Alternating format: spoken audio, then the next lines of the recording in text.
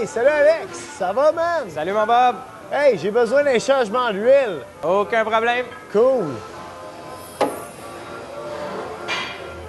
De toute beauté ton huile, mon Bob. Non, check dans la valise. Dans la valise. Qu'est-ce que c'est ça, Bob, la friteuse? Ah ouais, c'est sûr, j'ai amené ma friteuse, man. En plus, j'ai tout ce qu'il faut pour cuisiner. De l'huile végétale puis des calmars.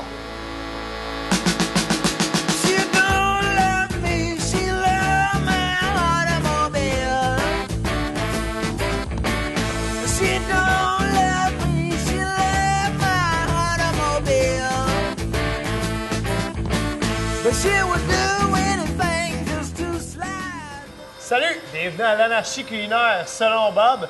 Cette semaine, j'ai un invité très spécial avec moi, mon mécanicien favori, Alex. Salut mon Bob. Ça va, Alex? Ben ouais, ça va bien. Yeah! Aujourd'hui, on va cuisiner quelque chose que les gens croient souvent que ça goûte, le vieux tire. Ou le pneu cheap. Oui, on parle bien sûr de des calmars frits. Première étape quand on fait des calmars frits, c'est d'avoir une belle huile très propre. Parce que sans l'huile propre, nos calmars ne seront pas croustillants. Donc, on va tout de suite commencer avec le changement d'huile. Tu veux m'ouvrir ton hood? Certainement. Je vais même t'enlever le panier ici. Oh.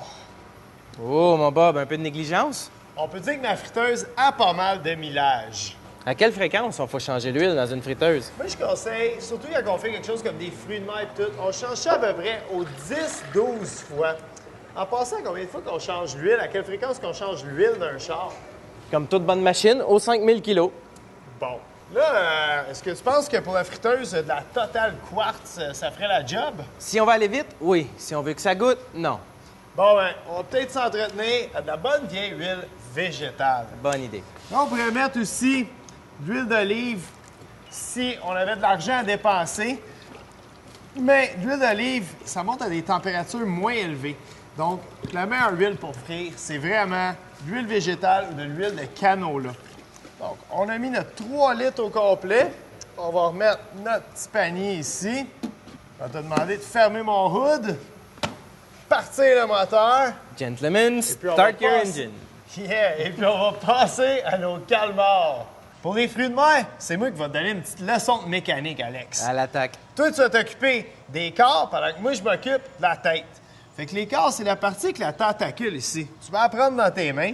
Là, tu vois qu'il y a une espèce de bout de plastique, là. Ça, tu vas m'arracher ça directement en le cassant avec tes mains. Puis il y a une tentacule qui est un peu plus longue, celle-ci, puis tu vas l'arracher elle aussi, parce qu'on veut pas ça. Pendant qu'Alex s'occupe des corps, moi, je vais faire la tête. On voit que la tête, il y a une petite aile dessus. C'est ça qui fait que notre calmar, il nage. Ça, ce que je vais faire, je vais l'enlever parce que ça offre une petite résistance au palais. C'est pas très bon au goût. Puis là, je vais couper mon calmar en rondelles. Un rondelle de 22 pouces? 22 pouces, ça pourrait être popé si on montait un char, mais pour des calmars, on va garder ça environ 1,5 à 3/4 de centimètre. C'est bon.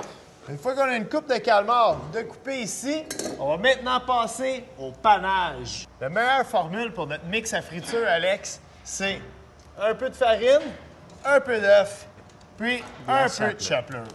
Ça, dans l'industrie, on appelle ça un appareil à l'anglaise. J'espère que c'est plus fiable que la mécanique anglaise. Tu vas voir qu'avec ça, on va bien tenir la route.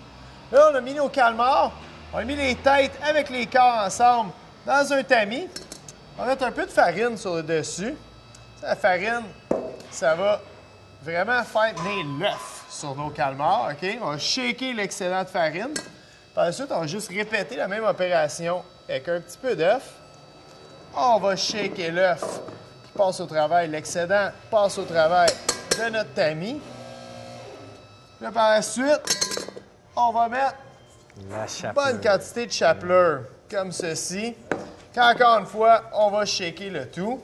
Puis encore une fois, si tu veux bien me popper le hood de ma friteuse. La friteuse est sur le cruise control. La friteuse est sur le cruise control. On va envoyer nos calmars directement à l'intérieur. Puis on va les laisser cuire environ 3 à 4 minutes.